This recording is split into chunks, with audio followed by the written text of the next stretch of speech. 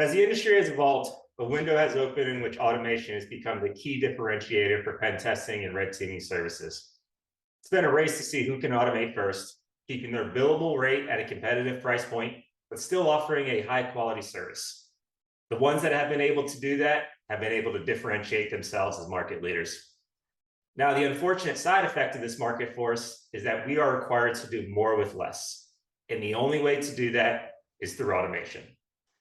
And that is the reason I joined PlexTrac. Good day, everyone. My name is Jason Kramick, and I head up our team that enables our managed security providers to slash the amount of time it takes from beginning of engagement to report delivery. I'm joined by PlexTrac's resident hacker, Shaun Russell. And over the next 10 minutes, we are going to highlight the top 5 features within PlexTrac that will help automate your red teaming practice and help your organization stand out within this competitive market. Shaun, my man, how are you today? Jason, I'm doing good. How are you, bud? Doing excellent. We're here talking on a Friday, so life is good. It is. So your background is as a former pen tester, consultant, and hacker. So if you wouldn't mind, go ahead and give us a little bit of a background, and curious to know what led you to PlexTrac.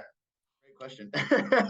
Actually, yeah, that's perfectly right on the head, man. Yeah, I have a background in pen testing, consulting, also engineering. Been with PlexTrac almost a year now, and just recently took over as the sales engineering manager role. So definitely looking forward to growing this team out and Congratulations. moving forward with that. Thank you, sir. Thank you. Yeah, but so been in the cybersecurity world roughly 22, 23 years now. I've had a chance to work with some really cool organizations to include the DoD. Was in the Air Force for many years. Got out to open my own consulting firm. So I've been the practitioner, sitting there doing engagements, physical security, network security, social engineering, everything like that. I've also had a chance to work with some very large, 2 of the largest cybersecurity organizations in the world. You know, one being Symantec, aka Norton, and also Zscaler, who's a big up and comer and a huge part of the cybersecurity and security world. No, it's kind of neat because I obviously love working for PlexTrac, and I, being a practitioner, one of my biggest pain points was obviously report writing and being able to normalize data that we have. And over the last few years, you know, as I was trying to get back into more of the enterprise working role, I did let my consulting firm go. And as I was looking through that stuff, came across PlexTrac and saw that, I was like, man, this is insane. And then obviously talking with a few people over the last couple of years at, you know, certain events like Black Hats and DEF Cons of the world, and learning what PlexTrac does, I was blown away. And so I was like, I got to be a part of this organization. And so here I am, and very excited, man. Thanks for having me too, Jason. You got it. And I've heard you say in the past that if PlexTrac was around 5 years ago, you'd still have your own consultancy, which I'm kind of glad it wasn't, because then we wouldn't be able to work together. I truly do love working with you, but that is 100% true statement. I live by that every day. When I can take customers and I can make them more streamlined and more efficient, right, and cut down that reporting time, which reduces man hours sitting there in front of Word or Excel or some, you know, scanning tool or pen testing tool, whatever it is. If I can get those workers back out there, you know, hacking and cracking, I feel like I've done my job. That's what gets me out of bed in the morning. It's also one thing that at the end of the night, I look back at my day and I'm like, I made these 3 customers today better and more efficient, and that makes me happy. So yeah, I absolutely, if this product was around 5, 6, 7 years ago, I 99.9% I'm sure that I would still be working for myself. Well, we're glad you're here. And Thanks, yeah, man. you said it, less time reporting, more time hacking. That's our goal, right? So Absolutely. The idea of PlexTrac, and it was first conceived by our founder and CEO, Dan DeCloss. He was a hacker by trade, and over time we have architected PlexTrac in a way that tailors to the service provider specifically, by promoting cross-team collaboration and saving them a ton of time. So what Shaun and I are going to highlight today are the top 5 features and workflows within PlexTrac that enable collaboration and time savings.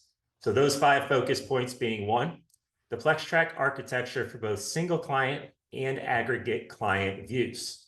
Number 2, data normalization, which I know is probably your favorite, Shaun. 3, internal collaboration and quality assurance. 4, the report template and automation process. And then finally, collaboration with your customers through a partner portal experience, which is probably my favorite.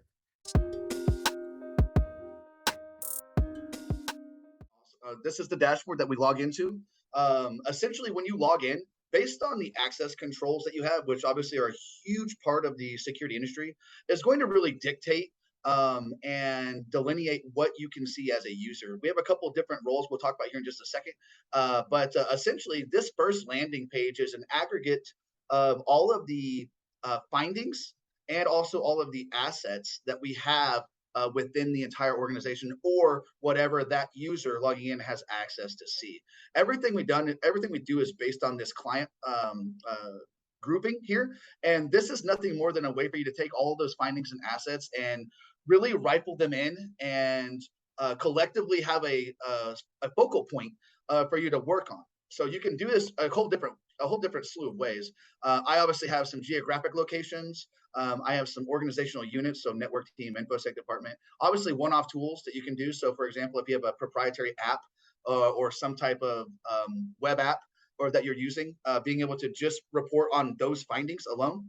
Right. But again, this is a completely customizable way for you as an MSSP to group your customer data, right? So you could even call them, customer -A whatever location they're in, maybe whatever industry they're in, whatever the case is. As we're getting through that, I want to cover them here real fast. A couple of big highlights here. Obviously, templating is our bread and butter, right? So having the ability to have multiple shells of what your end result and end game are. For example, if you want to have an executive summary where it's a 2 or 3 pager sitting in front of that senior management or that senior C-suite that wants to see that value, having that there as opposed to maybe a detailed technical summary where each finding is drawn out. You got recommendations, you got descriptions, you got CVEs, things like that that are helping you ultimately remediate those vulnerabilities. Having the ability to quickly switch with the same data is what makes us good. And I would say a lot of people have a bunch of different templates, right? It's a nightmare just kind of managing those. It's crazy to see some of the customers I've worked with this last year, and even as a pen tester myself, to see all the differentiators that certain customers want and have to have. Right. Everyone has their little thumbprint that they want to put on everything they have, and so and that's important. Obviously, that's something that a lot of organizations put a lot of time into.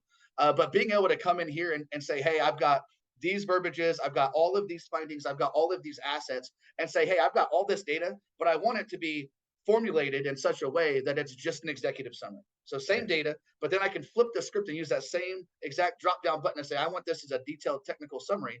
And then I get a 130-page report instead of a 3-pager, right? So that's obviously big bread and butter. Integrations, man, we are constantly growing. HackerOne, Sneak, Tenable.io, a lot of these SaaS-based organizations, also ticketing systems like Jira and ServiceNow, having a bi-directional push-pull ability to work with these tools cohesively. And that's massive. I mean, because if you can't do that as a cybersecurity company now, you're setting yourself up for failure. So I really love where we've gone, and I love where we're going with a lot of the new integrations that we're bringing. And it makes me excited as a practitioner myself. And then, of course, all the commercial off-the-shelf tools that we would expect: Nessus, Flawless, and MapBurp. 100%. And the ability to parse those, and like you mentioned in the objectives, normalize those findings. To me, I get on a soapbox a lot of times when I'm doing demos, because this is probably the most important part for me. I would go do a security engagement, network security engagement, whatever we want to call it, pen test. I would go do these engagements, and I would spend a week on site, maybe a week off site doing, external testing. But then I bring all that data back, to the office or to the home, and I'd be working on bringing the report in, and I'm copying and pasting from Word for this section. I'm copying and pasting from Excel for this section. I'm going to Nessus and I'm copying and pasting, the crazy pastel put out that they give there, or Burp or Qualys, all the big names that you just not mentioned before. But then I'm spending 4, 5, 6 days, right? 8-hour man days, right? I'm doing this, and it's brutal. It's painful. I'm sure you can Control C, Control V in your sleep with your eyes closed. Looking backwards. It is a very powerful skill that I have.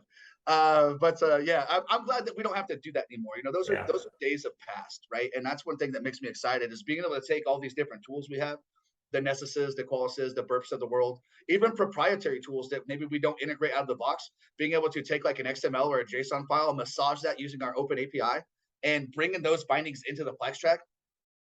And what makes me excited is the fact that every time I bring a finding in, no matter of the source, it's always gonna look the same. It's gonna be readable, it's gonna be actionable, and it's gonna look like it's a custom finding that I built for you as a Right. customer, right? So regardless if it's necessary, policy, or verb, it doesn't matter, and you're not going to be able to tell. And that's a huge thing, because I can't tell you how many reports I did where you scroll 10 vulnerabilities and you're like, okay, he obviously used Nessus for these ones, and then he obviously used Burp for these ones. So being able to normalize that data and make it readable and actionable without having to adjust margins, adjust fonts, and do all that craziness is something I absolutely get excited about. Yeah. But that being said, also the other thing is being able to control who sees that data, right? So obviously vulnerabilities we don't want in the wild. So having the ability to, as an MSSP or as a provider, have the ability to have multiple users, and I'll just show this real quick.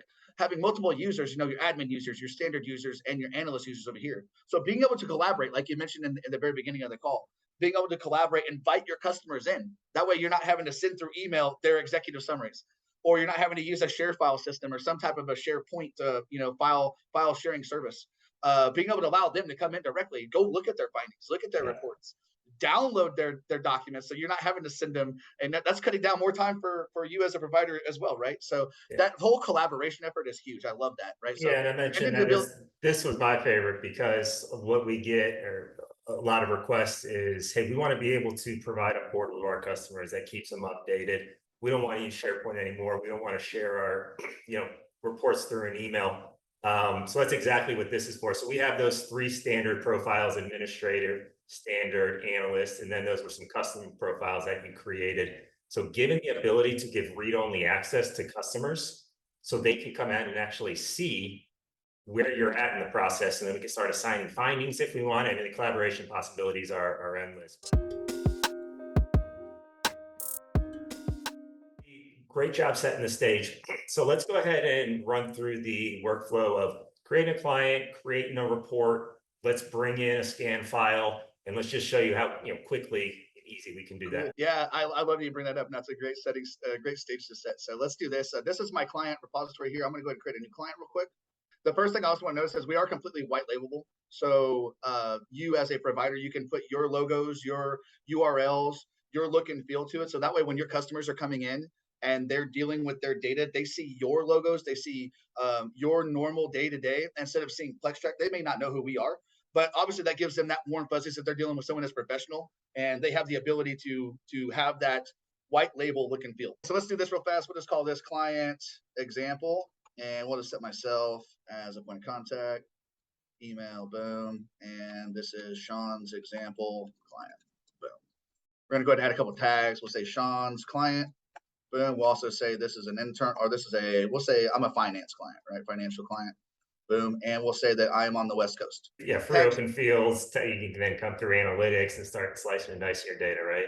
Yep, absolutely. So this is a huge portion. Everything from the client level down to the report level, down to the finding level, down to the asset level can be tagged. I highly recommend you tagging everything as much and often as you can.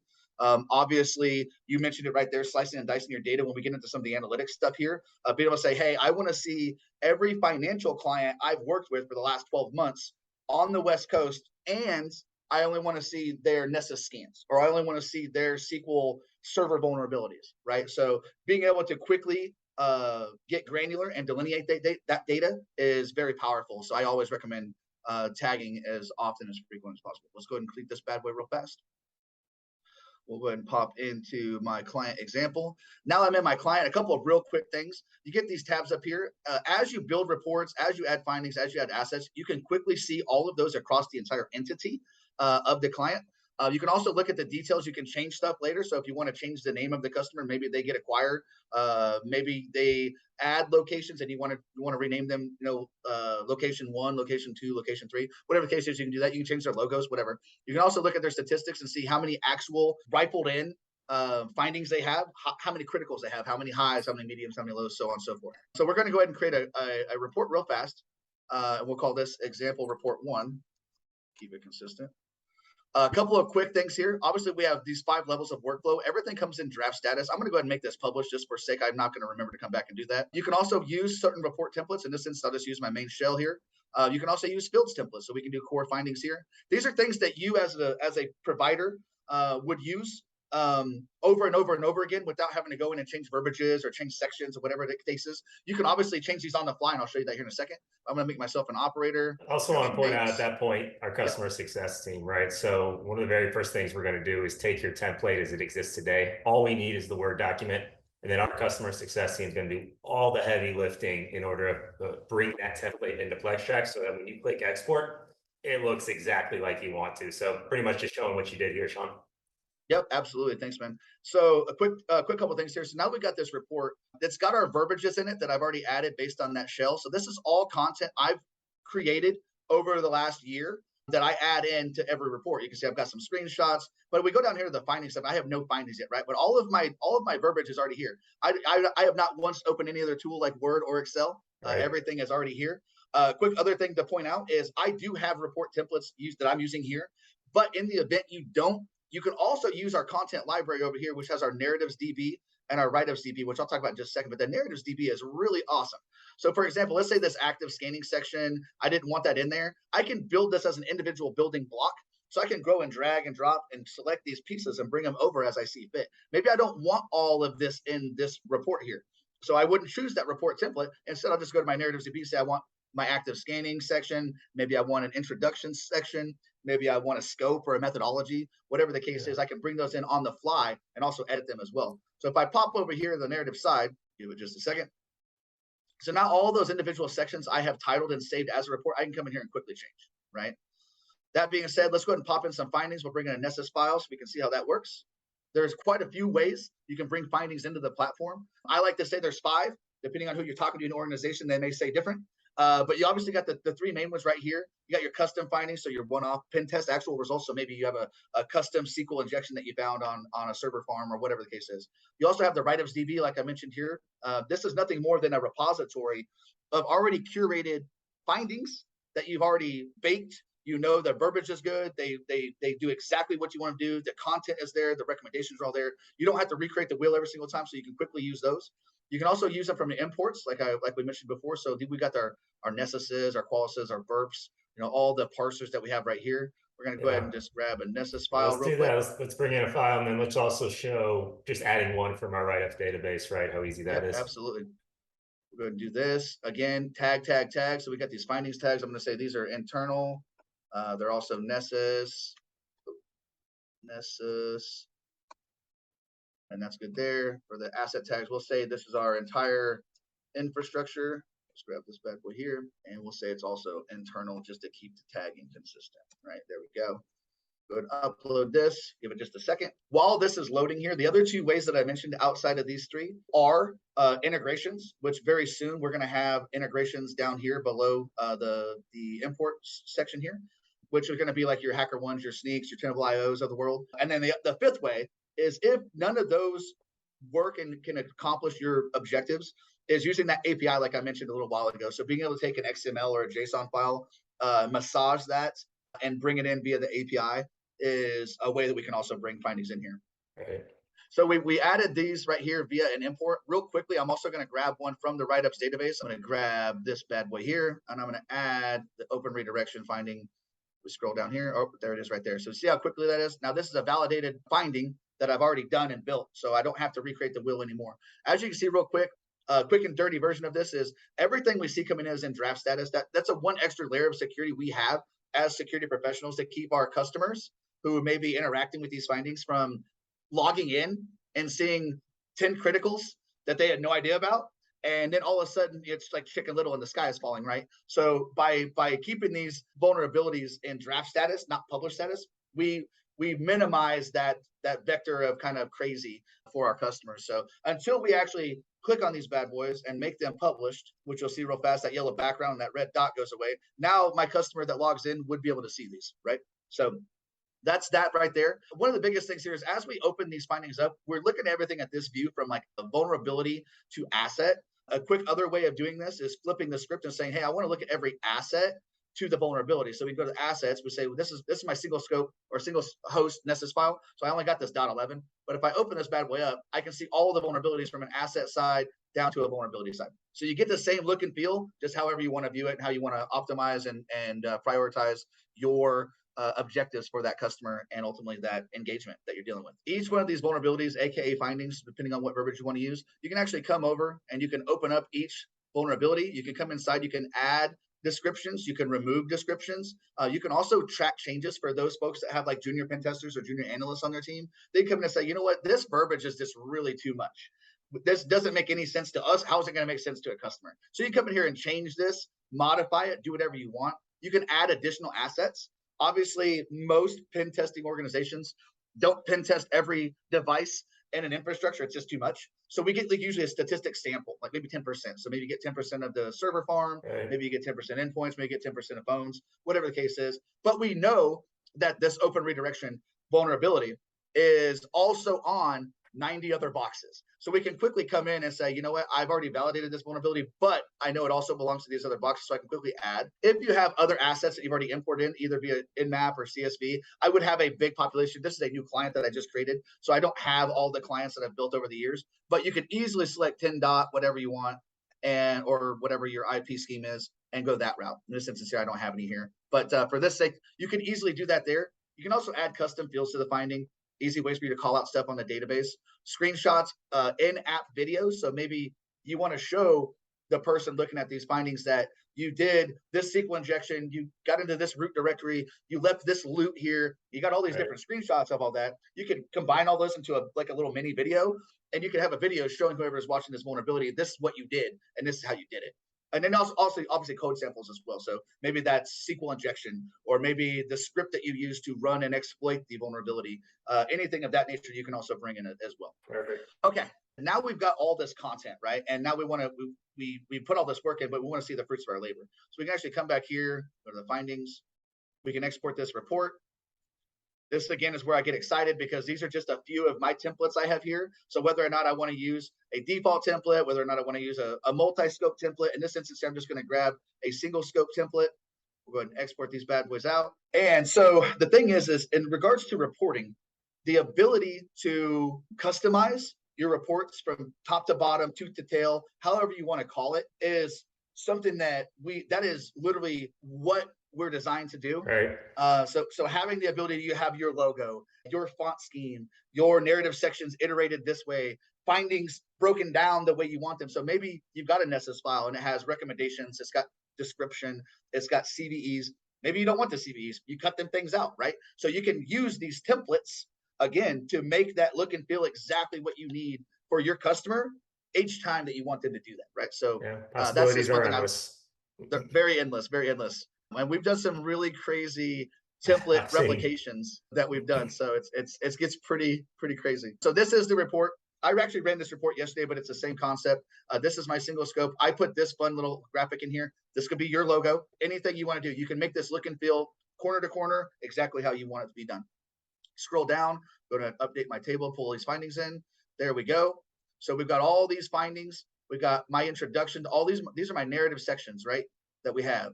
These are those pieces that I built from that narratives DB, or I used from my report template.